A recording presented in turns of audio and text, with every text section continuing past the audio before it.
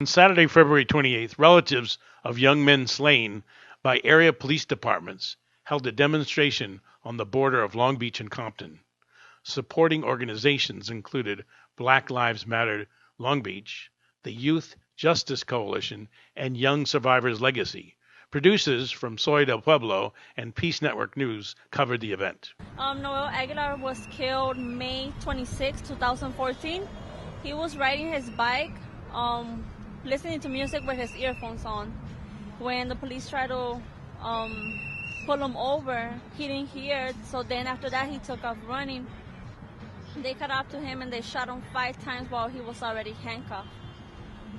So they handcuffed him and then they shot him? Is that what happened? Yes. What did the police say about all this? They haven't said anything. At first they said he tried to kill the deputy, but he was already in handcuffs when they shot him 5 times. So do you have a lawsuit against this?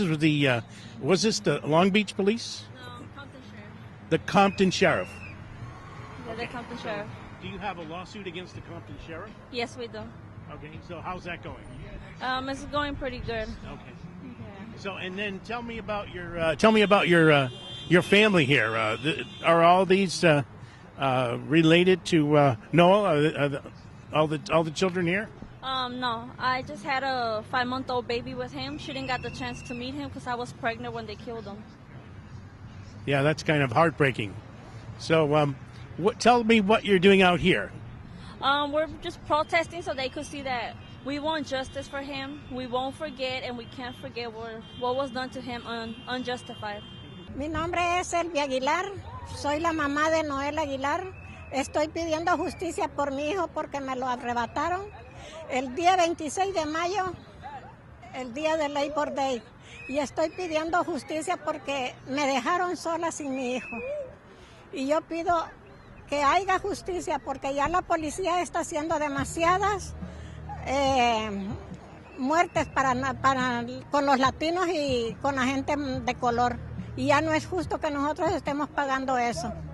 Gracias. I'm Marshall Blesofsky, and we're interviewing right now Aloni Bonilla, who is with the Youth Justice Coalition.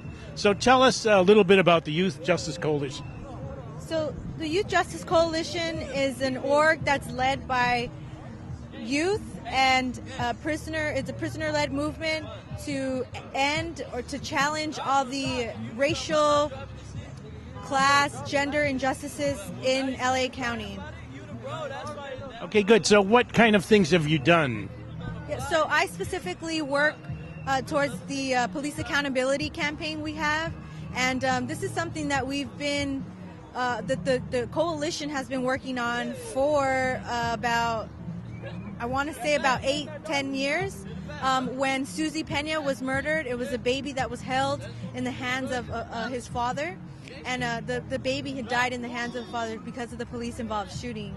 And so since then, we've been collecting data, collecting information, and now that police violence is now a hot topic, right? It's almost sexy to be talking about this issue, but when in reality there has been organizations, there have been mothers that have organized, not just with the Youth Justice Coalition, but even sparking out of the Family Network with the Young Survivors. So we try to bridge, just try to keep that momentum going. We released a report last year. It was in August of last year where we had, at that time, it was 589 people who have died in the hands of law enforcement since 2000.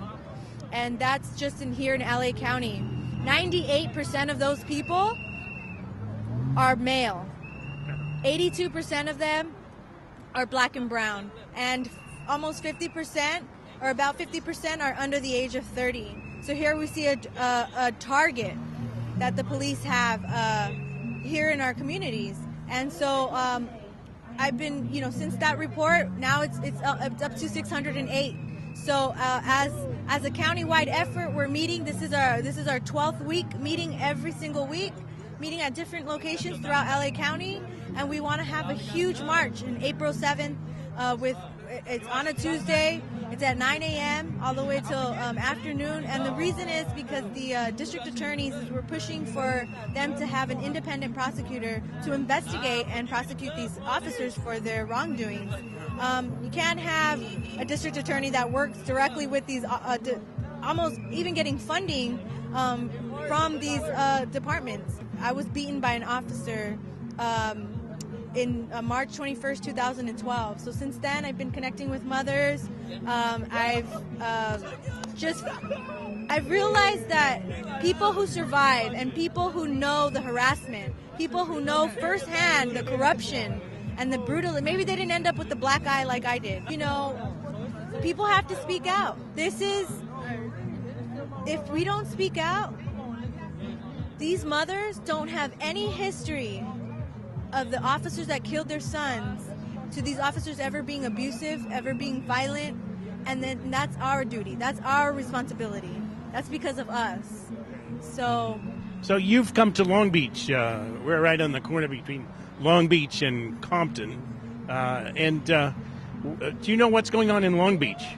Yeah, we're here at Long Beach and Artesia, and here in Long Beach, there's been, just last year, there was in a span of 2 weeks, there were 6 people that were killed by law enforcement in the city, and I know that it's been a high rate here in Long Beach. There's the police department, the chief McDonald. You know, he no longer is the police chief, and now he's the county sheriff, you know, of all of LA County. So that worries me. We have a new coalition called United Families for Justice, and so this is these families that are, you know, meeting, and then there's also organizations, there's attorneys, there are pastors from different churches. So we're growing strong, and unfortunately there's more and more people that are dying in the hands of law enforcement. Have you been having any help from political leaders?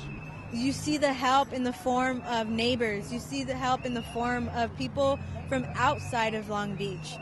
You see the help in the form of people trying to help these mothers, just giving a hug to them. You don't see any help from the county, from the state, from even at a federal level. There's hardly any. There's no funding when they lose their loved ones. There's no help for funeral costs. There's no help for mental health. There's nothing. And even in my case, you know, after that, I was charged with resisting arrest. So instead of helping the victim, they criminalize the victim, dead or alive. So you see them criminalize them in court when they're trying to seek justice. You see them criminalizing them, bringing up their whole record that have nothing to do with the night of the incident, of the night that Noel died, of the night that Jesse died, of the night that Rigoberto Arceo, Ignacio Ochoa. There's just the list of names just go on, and it's... So how do we get in touch with you?